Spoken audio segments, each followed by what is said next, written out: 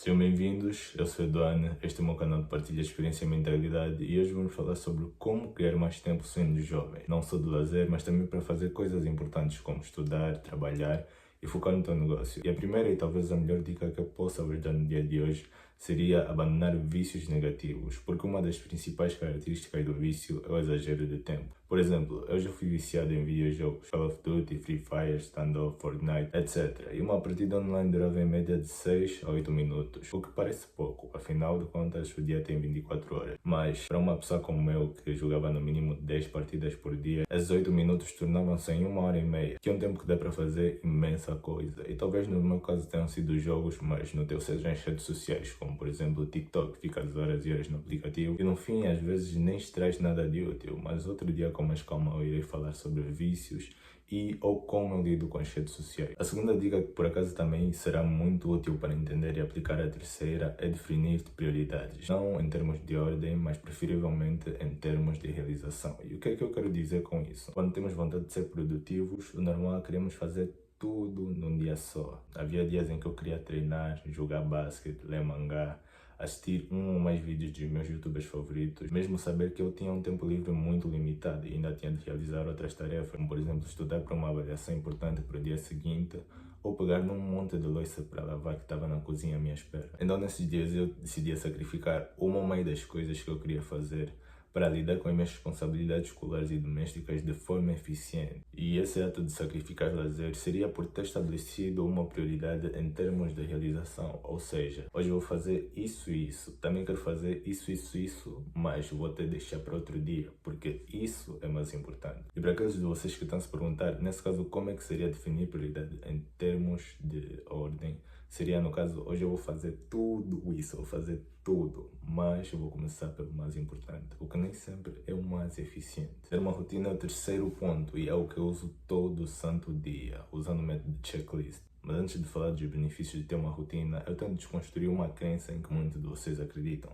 Ter uma rotina não é fazer a mesma coisa todos os santos dias, à mesma hora. Ter uma rotina é definir o que é que vais fazer no dia de hoje e usar esse plano para te orientar, para maximizar a tua produtividade e para evitar esquecimentos. É claro que vai haver algumas coisas que vão se repetir todos os dias da tua rotina. Por exemplo, na minha rotina eu mantenho sempre hábitos como tomar banho e fazer a cama, mas esse não é o principal foco. E passando aqui algumas dicas rápidas para te ajudar a montar a tua rotina de forma mais eficiente, a primeira seria não usar um telefone ou PC, de preferência usar um caderno para apontar a tua rotina, porque é muito mais fácil e vai te ajudar muito mais. Planear a tua rotina no dia anterior, por exemplo, todas as coisas que eu vou fazer hoje, eu já decidi na noite seguinte o que é que eu tinha de fazer. Usar boxes de checklist, que é o que eu faço, para ver o que é que já fizeste, o que é que não fizeste, o que é que falta a fazer, etc. Não definir um tempo exato para as tarefas, porque isso pode te atrapalhar muito mais do que vai te ajudar, e eu falo por experiência própria. E por fim, como quarta dica, temos ter uma boa noite de sono. E eu não vou mentir que aqui eu quis pôr acordar mais cedo. Mas muitos de vocês já acordam às 4, 5 horas da manhã, então não seria muito prático ou muito realista vos falar para acordarem mais cedo. Mas por que é que eu escolhi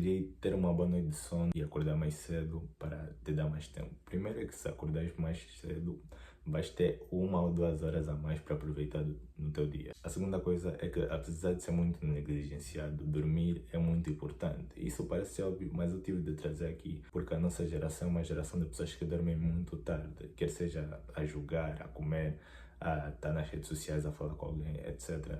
Nós dormimos muito tarde e isso acaba por fazer mal ao nosso corpo. Por exemplo, nos dias em que eu dormia muito tarde ou que eu não dormia bem, simplesmente, no dia seguinte eu não tinha energia, não tinha disposição para fazer as coisas. E por fazer as coisas mais lentamente e com menos qualidade, acaba por ter mais tempo para fazer o que eu realmente queria. Então, se dormires melhor, se dormires bem, tudo dia seguinte vais ter mais disposição, vais ter energia, vais fazer as coisas melhor, vais fazer as coisas mais rápido e vai sobrar um tempo extra para fazer as coisas que tu queres fazer realmente. No meu caso, algumas coisas que me ajudaram a dormir mais cedo ou a dormir melhor foram mudar a minha posição inicial durante o sono, porque antes eu adormecia de barriga para baixo, mas agora eu adormeço de barriga para cima, o que é estranho, eu sei, mas para mim funciona.